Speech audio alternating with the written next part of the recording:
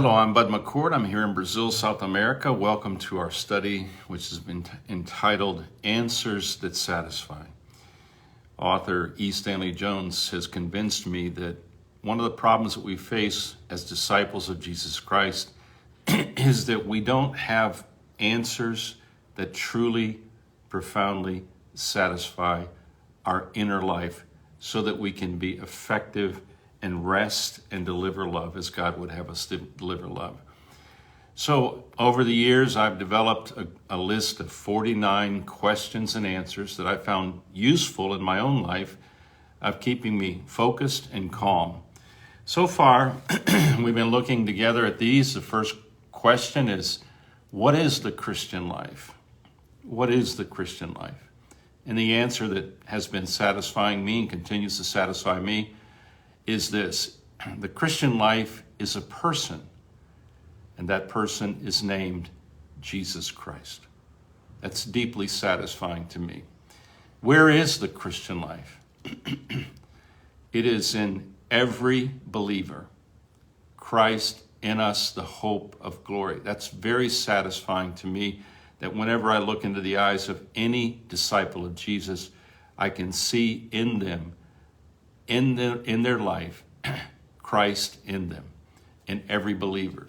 The third question, what is the goal of the Christian life? To glorify God.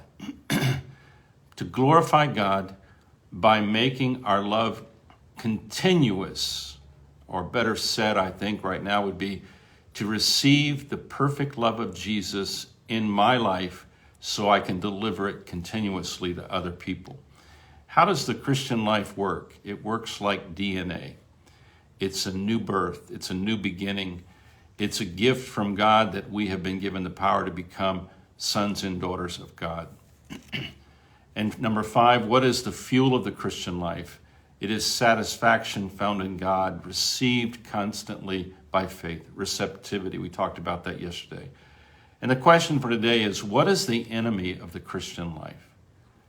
What is the thing that will cause the Christian life to not to be able to be totally manifested as salt and light in our lives? And the answer to that we're going to give now, and we'll talk together about that. Remember that these are questions that I have wrestled with in my own life, and I believe that every Christian will wrestle with these questions. And it just seemed helpful to me in discipling people, to talk to people about Jesus, to just use this question and answer process to get us all on the same page. We have the same resource, which is Jesus, but we many times get off the path, and we have to come back in the morning, the beginning of the day, and reorient ourselves.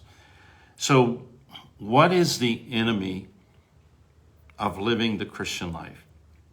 In my particular experience, I have found 3 areas that we could call enemies of my inner life and of my behavior on a daily basis, so that I would be able to live out this receive, rejoice, and release we talked about yesterday.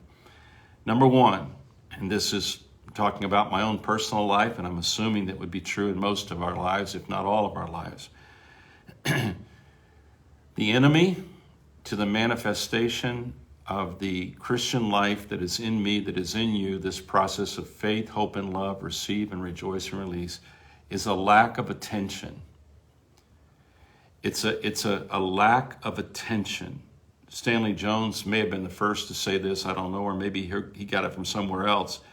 It's a little thing that I've always kept in my mind. Whatever gets your attention gets you. Whatever gets my attention gets me. To give attention to is to value. It's to find something that could be useful to me, or perhaps it's an offer to me to live in a certain way or to avoid certain things. And I remember many years ago, an author named Mike Wells, who came to Brazil many, many years. He was a tremendous blessing here in Brazil over the years. He was a pastor, but also a psychologist and a counselor. and he was in our home, and we did retreats together here in Brazil. And he taught me a little thing that has helped me tremendously. He said this: Bud, when you get up in the morning, look at your left hand and assume that your left hand represents all of your problems, all of your weaknesses, all of your fears, all of your hurts, all the things that are not perfect. He said, okay, now, if that gets your attention, it holds you and has you. He says, now put your right hand up and imagine that the right hand represents everything that Jesus is in your life, because he is your life. You would say, for to me to live is Christ. He goes, now, if you're carrying on through the day, and sometimes you're looking at your problems and sometimes you're looking at Jesus, he said this is what the Bible means when it says God wants us to be hot or cold, but he doesn't want us to be lukewarm. So to be lukewarm is to try and balance these two things out. My imperfections, my problems, my difficulties, I try to keep that sort of here, and then I think about Jesus a little bit over here. And he said, you have to get to the point where you're looking first at Jesus at all times. You're looking first at Jesus at all times. He says, train your attention to focus on Jesus. And then Jesus will direct you in how to deal with your own imperfections or your own difficulties. He said, but the last thing you want to do is to be lukewarm, back and forth, back and forth, back and forth. It needs to be you're focused on Jesus. Now, that doesn't mean you deny the other stuff. It just means put your attention clearly on Jesus. When I'm discipling people, I will try to encourage them to see Jesus, hear Jesus, love Jesus, in order to live Jesus. See him, hear him, love him, and live him. It's a daily process. Often when I'm in a retreat with a group of leaders, we'll talk about the speed of our lives. And the speed of our lives is daily. A person in my life who influenced me greatly, a pastor named Bill Rogers, he said this thing, preached a message many years ago, and he said, the problem with life is it's so daily. I never forgot that little statement, beautifully said. The problem with your life is it's so daily. No, the opportunity of your life is daily. He made that clear when he preached the message. There's a contrast. You can become so tired of the repetition, but you can also focus on Jesus and be so excited about the possibilities. It's a good day to deliver love. Today is a great day to deliver love. Lack of attention causes us not to be able to manifest beautifully the resource that is Christ in us, the hope of glory.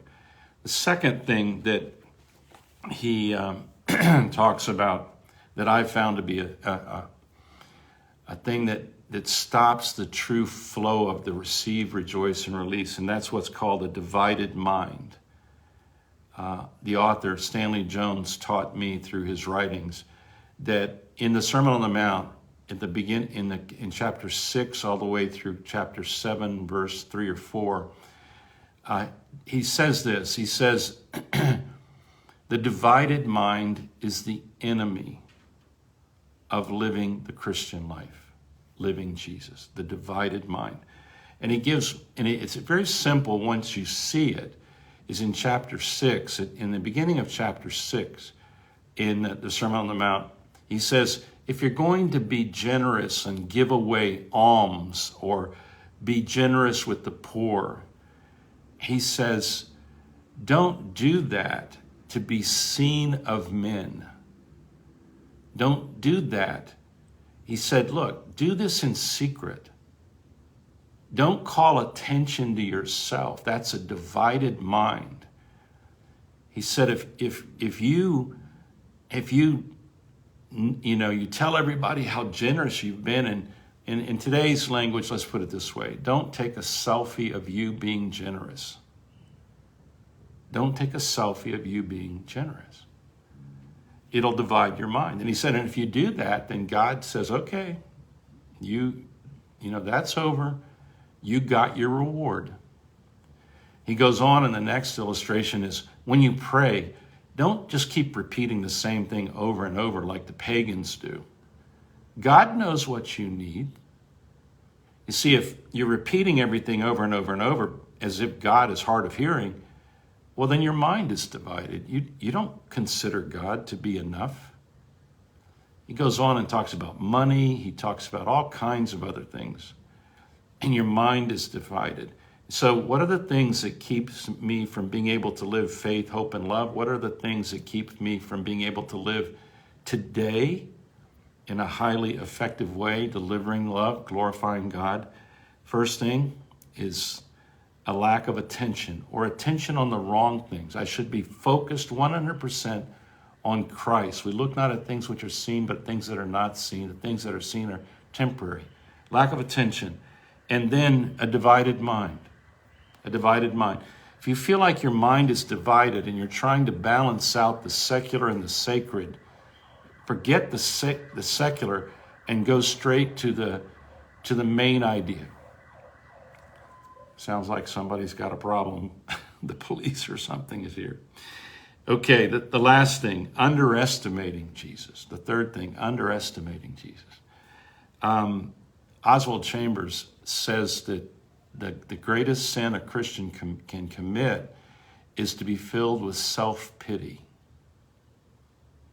Wow, that one set me back. I read that in the 1970s.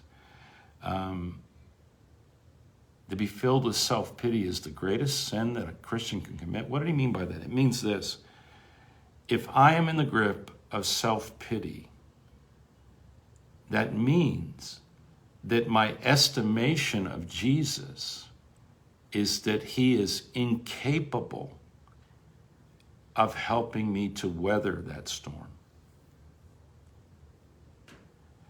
So the thing that holds me back at times is I'll get into self-pity. I'll begin to look at all the circumstances. I'll begin to measure everything. I'm back again at where I'm looking at this hand all the time, and then less and less and less and less this hand focused on Jesus Christ. Now, I want to read to end this thoughts for today. In Colossians chapter 1, beginning in verse 15, I want you to listen to who Jesus is. Because if you underestimate Jesus, your whole day will be off. Your ability to live faith, hope, and love will be off. It'll be off balance. It says this in verse 15 of Colossians chapter 1. He is the image of the invisible God, the firstborn over all creation. For by him, by Jesus, all things were created that are heaven and earth, and on earth, visible and invisible, whether thrones or dominions or principalities or powers. All things were created through him and for him. And he is before all things, and in him all things consist.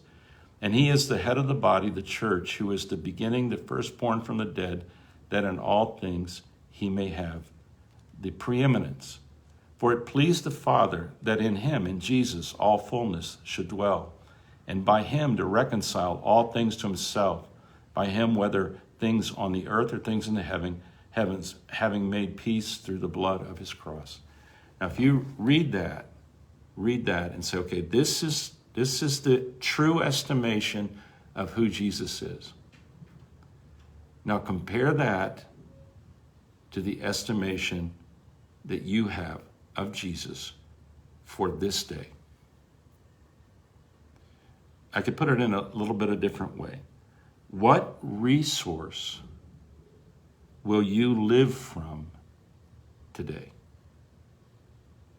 What is the quality of the resource that you believe you have to live this day, because the only day you have to live is this day.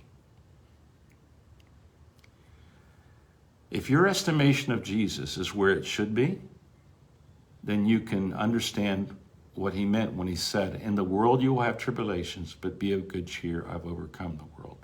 My day will rise or fall on attention, the state of my mind, whether it's divided or not, or if it's focused clearly, or my estimation of this resource I have in me to face this day. Can it be that simple? It is that simple. It's profound, but it's simple. So be careful with attention. This is an incredible problem in our time. Be careful about your mind dividing into two areas and separate from God, one area for you and one for him, the secular and the sacred. Live the sacred.